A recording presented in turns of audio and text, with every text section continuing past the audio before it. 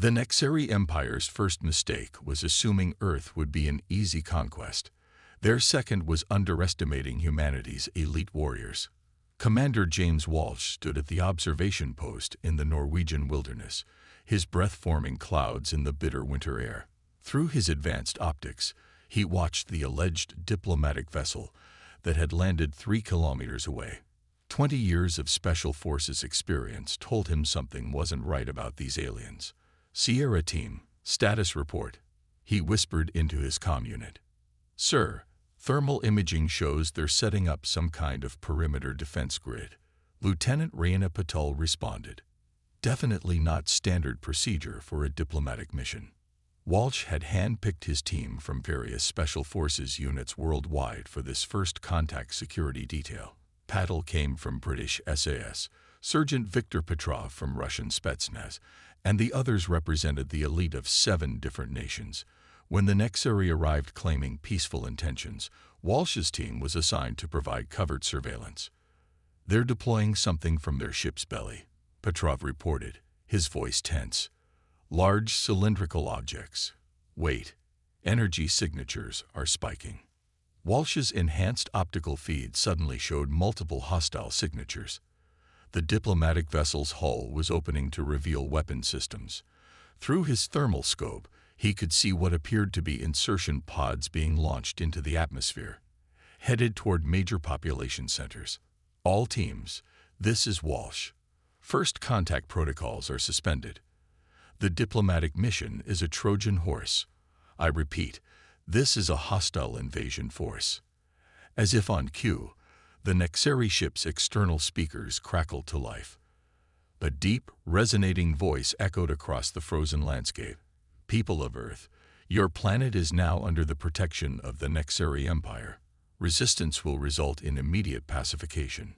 Walsh's team had trained for this possibility, even if politicians dismissed it as paranoid. "Execute Operation Snowfall," he ordered. Within seconds, his multinational team moved like ghosts through the snow. Their advanced camouflage systems, developed in secret for just such an eventuality, rendered them nearly invisible against the white backdrop. The Nexeri had chosen this remote location thinking it would give them operational security. Instead, they'd handed Earth's Special Forces the perfect killing ground. Walsh's team had spent months preparing the area with hidden weapon caches and sensor networks. "Patel, take your fire team and disable their communication array. Petrov, your unit targets their defense grid. Johnson, get me targeting data for those insertion pods." The Nexeri never saw them coming. Their advanced technology proved surprisingly vulnerable to good old-fashioned human ingenuity combined with years of Special Forces expertise. Patel's team used shaped charges to destroy the communication array while Petrov's unit systematically dismantled the perimeter defenses. "Sir," Johnson's voice cracked through the comm. "I've got trajectories on all pods. Feeding data to regional commands now." Walsh watched through his scope as chaos erupted around the alien ship. The Nexeri warriors emerged, their armor gleaming with otherworldly technology. But they moved with the uncertainty of soldiers who'd never faced real resistance, who relied too heavily on technical superiority. "All teams, weapons free. Show them why Earth's Special Forces are the deadliest warriors in any galaxy." What followed was a masterclass in Special Forces warfare. Walsh's team used the terrain, weather, and their extensive preparation to devastating effect. They struck from multiple angles, never staying in one position long enough to be targeted. The Nexeri's advanced weapons proved less effective in the extreme cold, while Walsh's team had specifically chosen equipment rated for Arctic warfare. As the battle reached its climax, Walsh infiltrated the ship itself. The Nexeri, for all their technological advancement, had never encountered human combat doctrine. They didn't expect an enemy to breach their vessel. They certainly didn't expect to find explosive charges planted at critical points throughout their ship's infrastructure. "This is Walsh. All teams, fall back to safe distance," triggering charges in 30 seconds. The resulting explosion lit up the Norwegian sky like a second sun. As Walsh watched the Nexeri ship burn, he activated a secure channel to Global Command. First contact security team to command. Be advised, we are at war, but we've got their playbook now, and we've shown them something they've never seen before: humanity's will to fight. Recommend immediate activation of all Special Forces units worldwide. These aliens haven't seen anything yet. At 18,000 feet in the Himalayas, Captain Ravi Sharma watched ice crystals form on his rifle's barrel. The Nexari had established their regional command center on the slopes of K2, believing the extreme altitude would protect them from human interference. They were about to learn otherwise. Ghostly to all units, he whispered into his throat mic, "Target in sight. Begin Phase 1. His multinational mountain warfare team had trained for years in these conditions. Master Sergeant Wei from Chinese Mountain Operations, Lieutenant Torres from Peruvian Special Forces, and others representing the world's most elite high-altitude units. While the Nexari relied on anti-gravity technology and energy shields, Sharma's team used decades of mountain warfare experience. The alien base jutted from the mountainside like a metallic cancer, its purple-hued force fields distorting the natural beauty of the peaks. Their intel suggested the facility coordinated all Nexari operations across Asia. More importantly, it housed their weather control technology, the system they'd been using to destabilize Earth's climate. Sharma's team moved through near-vertical terrain with practiced ease. The Nexari's sensors struggled with the complex topography and extreme weather, creating blind spots that human mountaineers had learned to exploit. Each soldier carried nearly 100 pounds of gear, yet moved like mountain goats across ice fields and rocky outcrops. Wei, status on those avalanche charges. In position, Captain. Natural ice formations will amplify the effect. Their shields won't know what hit them. The plan was elegantly simple. The Nexari's force fields could stop energy weapons and missiles, but they weren't designed for the raw kinetic force of millions of tons of ice and rock. Nature itself would be their battering ram. Taurus, infiltration team ready. Psi, Capitan. We're inside their maintenance tunnels. Their engineers never expected anyone to free climb up the waste vents. Amateur mistake. Sharma allowed himself a grim smile.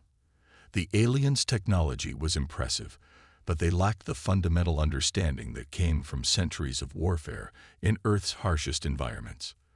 They didn't respect the mountain. They hadn't earned the right to be here. Execute. The coordinated attack began with nature's fury. Waste charges triggered multiple avalanches, each precisely calculated to strike the base's shield generators from different angles. The Nexari's advanced systems, designed to counter energy weapons and missiles, couldn't adapt to the primitive brutality of thousands of tons of ice and rock. As the shields fluctuated, Taurus's team emerged from the maintenance tunnels. They moved with the swift precision of predators, using simple mechanical devices to disable the base's internal security.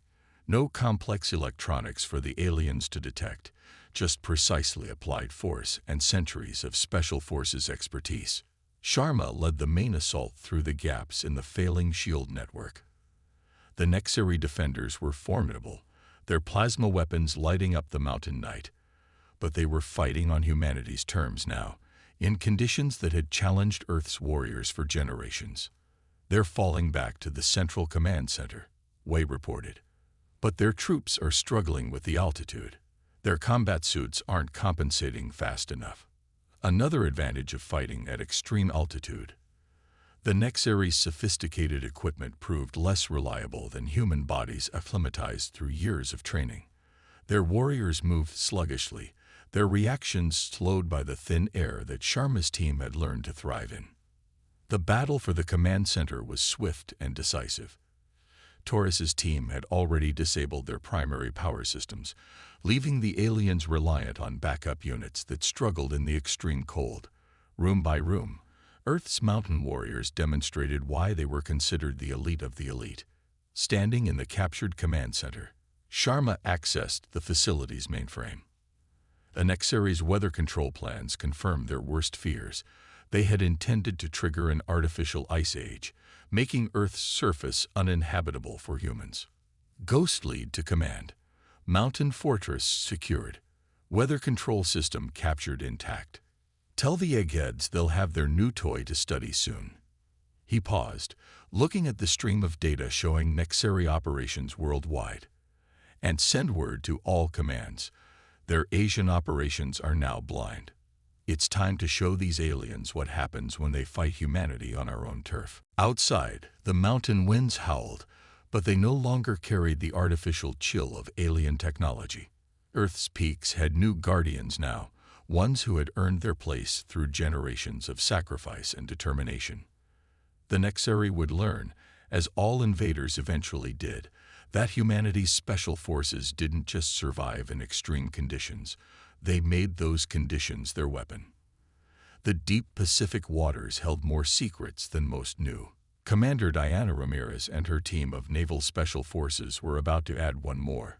3 miles beneath the surface, they approached the Nexari's underwater processing facility in their advanced stealth submersible.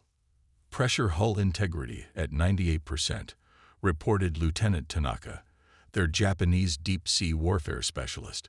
Nexari sonar suites passing above us. The facility before them was massive, processing rare earth elements from the ocean floor to fuel the alien war machine. But the Nexari had made a critical error. They assumed nothing could operate at these crushing depths without massive energy signatures. They hadn't counted on human ingenuity. Ramirez's team represented the best of naval special operations worldwide. Their submersible, the Shadow Reef, used revolutionary pressure displacement technology that allowed it to move virtually undetected at depths that would crush conventional vessels. Begin Phase 1, Ramirez ordered. Hamada, deploy the sonic disruptors. Their South Korean demolitions expert activated a network of devices they'd secretly planted over the past week. The devices used the ocean's natural acoustic properties to create interference patterns in the Nexari sensor grid. Sonar grid compromised, Tanaka confirmed. We have a window. The Shadow Reef glided closer to the facility's external docking ports. Their intel suggested the Nexari had never considered the possibility of a waterborne infiltration. Their security focused on preventing attacks from above. Diving team, prepare for exit, Ramirez commanded. Remember, we're using modified rebreathers. No bubbles, no sound, no trace. The team's diving suits represented the pinnacle of human deep-sea technology. Unlike the Nexari's energy-shielded suits, these relied on advanced material science and biomimetic design. They moved through water like marine predators, their profiles barely distinguishable from the ocean's natural movements. Lieutenant Singh, their Indian combat engineer, worked quickly to bypass the docking port's security. Their systems are sophisticated, he whispered through the comm, but they rely too heavily on energy-based security. Simple mechanical override. Done. Water rushed into the airlock as the team entered. The facility's internal sensors, calibrated for dry conditions, failed to detect the subtle changes in pressure and humidity that accompany their infiltration. Moving through the facility's lower levels, they encountered their first Nexari patrol. The aliens moved awkwardly in the pressurized environment, their energy weapons severely limited by the surrounding water. In contrast, Ramirez's team used specially designed underwater combat systems, silent, lethal, and perfectly adapted to the environment. Primary target located, Singh reported. Their mineral processing core. It's massive. Commander, the core was a marvel of alien engineering, but it had one critical weakness. It required precise pressure regulation. Any significant disruption would trigger an emergency shutdown of the entire facility. Plant the charges, Ramirez ordered. Let's show them why Earth's oceans belong to us. The demolition charges were simple mechanical devices, undetectable by energy scanners. Once detonated, they would create a cascade of pressure differentials that would tear the facility apart from within. As the team retreated, alarms finally began to sound. The Nexari had detected something amiss, but far too late. The charges detonated in sequence, each explosion amplified by the crushing ocean pressure. From the Shadow Reef, Ramirez watched the facility implode. The Nexary's mighty underwater fortress, crushed by the very ocean depths they had failed to truly understand. Command, this is Deep Strike 1. Target neutralized. Nexary underwater mining operations in the Pacific have been terminated. She paused, watching debris float past their viewports. Recommend immediate deployment of additional teams to their Atlantic and Indian Ocean facilities. Let's show these aliens that Earth's oceans are not to be trifled with. The mission was a success, but more importantly, it proved something vital. Humanity's mastery of the seas, earned through centuries of exploration and warfare, could overcome even the most advanced alien technology. In the depths of Earth's oceans, human ingenuity still reigned supreme. Major Fatima Hassan and her multinational desert warfare team watched the Nexary supply base through heat-distorted air. The aliens had chosen Earth's harshest desert, thinking the extreme conditions would protect their logistics hub.